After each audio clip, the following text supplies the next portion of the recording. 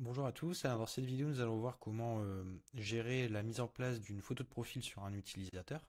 Donc pour faire cette fonctionnalité on va utiliser Firebase avec l'outil storage de Firebase. Donc au préalable vous avez besoin d'avoir un compte Firebase et un backend Firebase connecté à votre projet Flutterflow plutôt. J'ai déjà fait une vidéo pour expliquer comment on connecte un projet Firebase à Flutterflow, donc je vous invite à la regarder si vous ne l'avez pas encore fait. Maintenant, on va pouvoir passer au tutoriel. Donc, avant de passer au tutoriel, je me permets de me présenter. Je m'appelle Franco. Je suis product builder depuis 7 ans et aujourd'hui, j'accompagne des entrepreneurs sans compétences techniques à créer eux-mêmes leur application grâce au no-code. Donc, je les accompagne de l'idée à la publication sur les stores grâce à un programme que j'ai créé et j'accompagne personnellement tous mes clients. Maintenant que je me suis présenté, on va pouvoir passer à notre tutoriel. Donc, dans une précédente vidéo, on avait vu ensemble comment créer la partie Edit Profil. Donc là, on voit qu'on a le display name, le numéro de téléphone, la ville, l'état et aussi la description. Ce qu'on va vouloir faire, c'est ajouter sur cet Edit Profil une photo. Donc j'avais gardé volontairement la photo ici dans le précédent tutoriel, comme je voulais pas m'attarder sur ce sujet, je vais la réactiver. Donc là, on a une photo. L'idée, L'idée, c'est que quand j'appuie sur cette photo, je puisse uploader une image qui est sur mon téléphone et cette image va s'enregistrer sur l'utilisateur et ensuite c'est cette image qui va être utilisée pour être affichée. Donc je veux pouvoir uploader une photo, l'enregistrer sur l'utilisateur et je veux aussi pouvoir la modifier. Donc ce qu'il va falloir faire, c'est aller sur notre backend Firebase. Firebase, du coup, vous allez avoir donc la base de données Firestore, l'authentification, mais en fait c'est vraiment les outils les plus utilisés sur un projet Firebase, mais il y en a vraiment bien d'autres, dont un qui s'appelle Storage. Storage, c'est un service qui permet de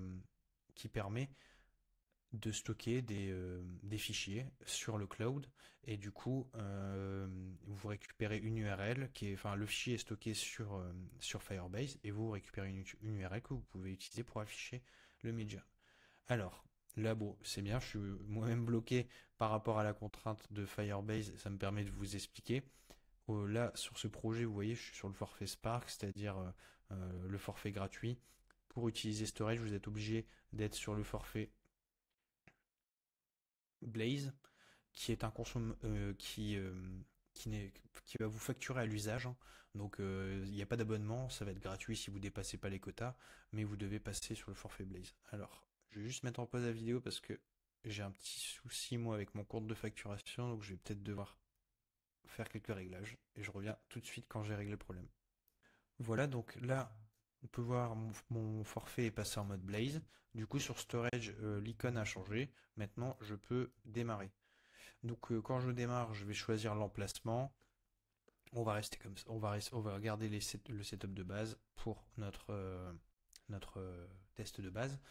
Et du coup, là vous avez les règles de sécurité. Les règles de sécurité, c'est comme les règles de sécurité sur Firestore, si vous connaissez. Donc sur Firestore, vous avez votre donnée et des règles de sécurité qui permettent d'accéder ou non à la donnée.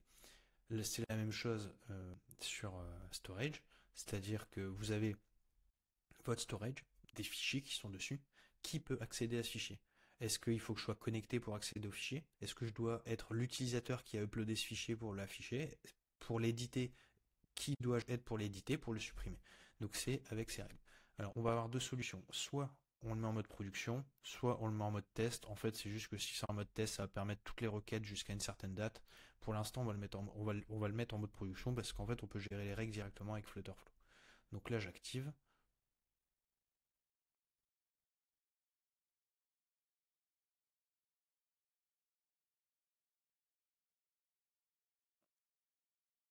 Voilà. Et maintenant, j'ai mon bucket qui a été créé. Bon, j'ai pas de fichier forcément. Je peux en importer directement depuis ici, mais bon, nous, on va utiliser Flutterflow. Donc, maintenant, sur Storage, on va aller sur Flutterflow, sur les paramètres Firebase, Storage, hop, Et du coup, on a les règles, vous voyez, on revient sur les règles. Donc, les règles sur Flutterflow sont un peu différentes. Tout le monde peut lire un fichier, l'éditer. Il faut être un utilisateur connecté qui correspond à l'ID de l'utilisateur qui a uploadé le fichier. Donc là, sur les règles, vous pouvez dire que c'est managé en dehors de Flutterflow. Moi, on va le gérer ici. Et on va les déployer. Comme ça, ce sera fait.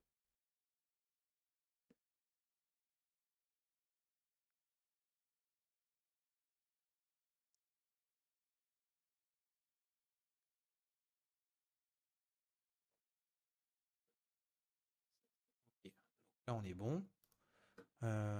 Du coup, on a configuré storage sur Firebase. On a, on a publié nos règles de sécurité depuis Flutterflow. Et on va maintenant pouvoir configurer l'upload de notre photo. Donc ici, sur notre photo, ce que je veux, c'est, alors on pourrait le faire de différentes façons, hein. On pourrait, voilà, alors on pourrait mettre un bouton à côté, mais nous on va le faire directement au clic sur l'image. Donc là, je supprime ce que le template avait mis pour qu'on recommence ensemble. Donc là, j'ai l'image, donc j'ai une row qui contient un conteneur et une image, une circle image plus précisément. Je mets ça là. Et quand on clique sur le conteneur, on va mettre on tap. On va utiliser une action qui s'appelle upload file. Donc c'est dans upload data, upload ou save media. Et ici du coup, vous allez pouvoir dire upload type. Donc c'est Firebase. Vous pouvez dire donner la média source, c'est-à-dire caméra, galerie ou l'upload media, s'il y a un média qui a été uploadé. Vous pouvez autoriser les photos et les vidéos, vous pouvez gérer d'autres paramètres. Et moi j'aime bien activer la snack bar parce que ça va afficher la snack bar en disant l'image se charge et l'image a été uploadée. Et vous pouvez aussi ajouter l'onglet enfin vous pouvez activer la fonctionnalité uploader plusieurs images. Donc là pour l'instant dans ce tutoriel on va rester sur une image et dans un autre tutoriel je vais montrer comment on peut uploader plusieurs images. Hop, voilà. Alors j'ai oublié de faire quelque chose de très important, c'est que maintenant on a uploadé le fichier. C'est bien, mais en fait c'est tout ce qu'on a fait. Ce qu'on veut maintenant c'est rattacher ce fichier à notre utilisateur. Donc là je vais ajouter une fonction update, enfin une action update document. Quel document je veux uploader? L'authenticated user. Et quel champ je mets à jour? Le photo URL. Parce que le photo URL, c'est vraiment l'URL qu'on va utiliser à afficher dans la photo.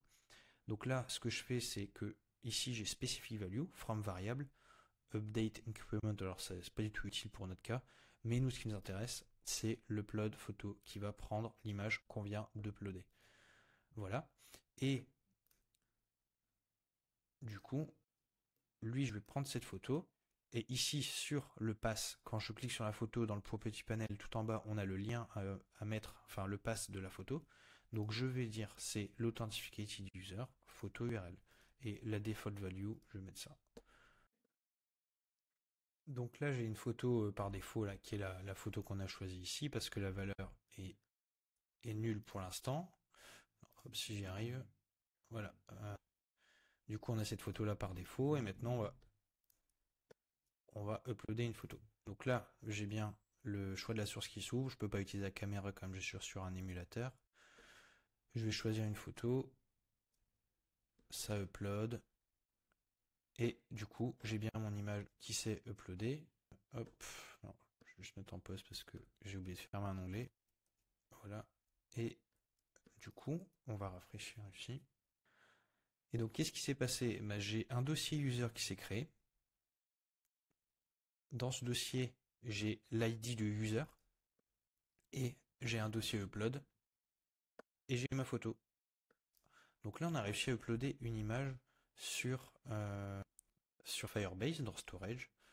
Maintenant, cette image, elle est rattachée à notre utilisateur. Donc on va aussi vérifier sur la partie Firestore.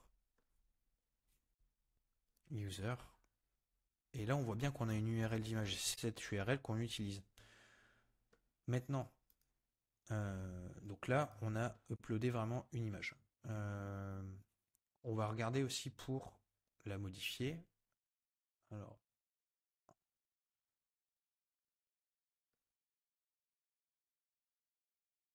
hop, on va essayer d'en uploader une autre. Galerie. J'ai ma snack bar qui s'ouvre. Ça charge. On a l'autre photo qui s'est uploadée. Alors ça c'est normalement mis à jour ici. Et dans storage.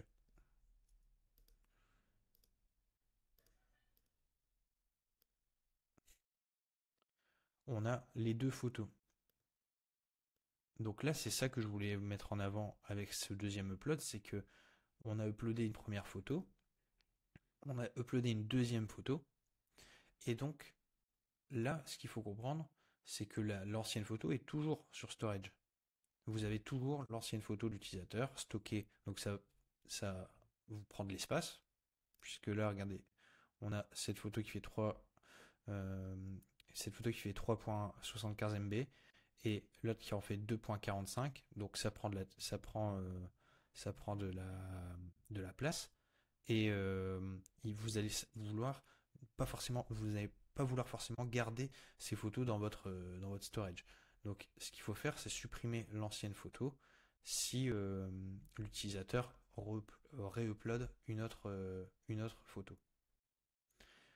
Donc on va regarder comment est-ce qu'on peut faire pour supprimer l'ancienne photo afin de n'en avoir qu'une seule par utilisateur uploadée dans le storage.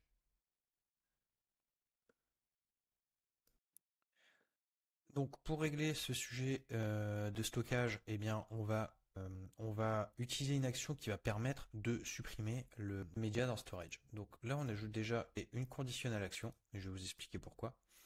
La conditionnelle action, c'est-à-dire que en fait on va lui dire de supprimer un média dans storage via une action, on va faire cette fonctionnalité-là, mais euh, si vous si l'utilisateur n'a pas de photo enregistrée, euh, eh bien ça va créer un bug dans le sens où on va essayer de lui dire supprime cette URL alors qu'il n'y a aucune URL. Donc on va déjà lui mettre une condition. Si l'authenticated user a bien une photo URL de 7, voilà, on on va supprimer le document, le file. Donc à chaque fois j'oublie le nom, donc c'est delete data, voilà. Du coup on va delete la data de Supabase et il faut lui donner l'URL. Donc là on va prendre la photo URL. Voilà. Et du coup sinon, et après bon, on upload le média qui a été uploadé et on met à jour le document avec ce fameux média. Donc on va charger maintenant. Alors on va uploader une photo.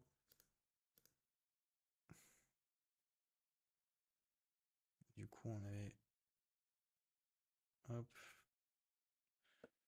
et on va aller vérifier. Donc on a bien ici l'URL et dans storage.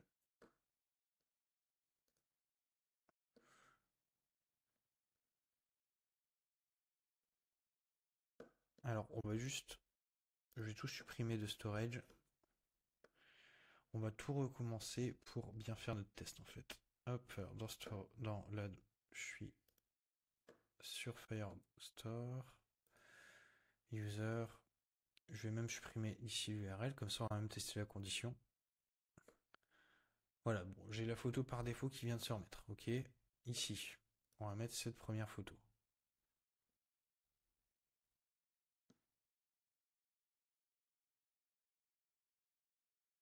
Donc j'ai l'URL qui s'est mise, je retourne dans ce storage, upload, et j'ai bien la photo qui s'est ajoutée. Super. Maintenant, je vais en uploader une autre, la deuxième. On va attendre. Alors déjà, on va aller voir.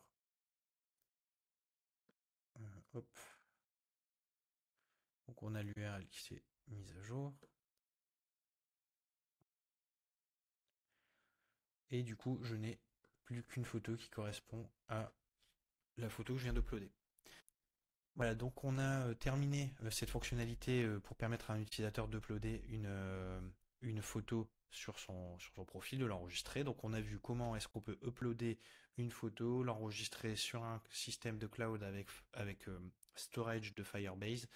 Et on a aussi vu comment la mettre à jour, mais surtout comment supprimer les photos des utilisateurs pour éviter de trop surcharger son storage et de limiter l'occupation de l'espace qu'on occupe sur son storage. Si vous avez des questions, donc merci d'avoir regardé ce tuto déjà. Si vous avez des questions, n'hésitez pas à me les poser en commentaire, ce sera un plaisir d'y répondre. Et sinon, je vous dis à bientôt dans un prochain tuto.